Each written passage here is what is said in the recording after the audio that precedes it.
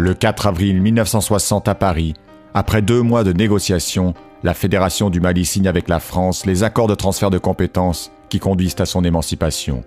Regroupant le Sénégal et le Soudan français, la Fédération est une tentative de construire une Afrique indépendante unie. Après la Seconde Guerre mondiale, la France s'était efforcée de contenir la montée des revendications indépendantistes en accordant un nouveau statut à ses colonies à travers l'Union, puis la communauté française chère au général de Gaulle. Mais l'existence de l'institution est brève.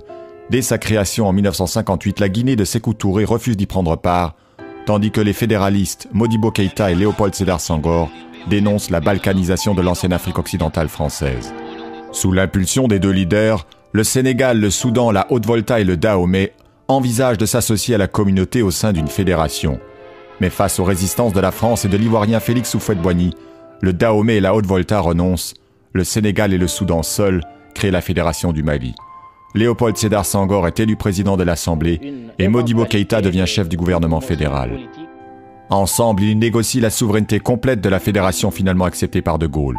Mais après la signature des accords, les dissensions entre Sénégalais et Soudanais vont croissantes, la rivalité entre Modibo Keïta, partisan d'un État unitaire fort, et Léopold Senghor en faveur d'un regroupement plus souple et du maintien des liens privilégiés avec la France, conduit 4 mois plus tard à l'éclatement de l'ensemble.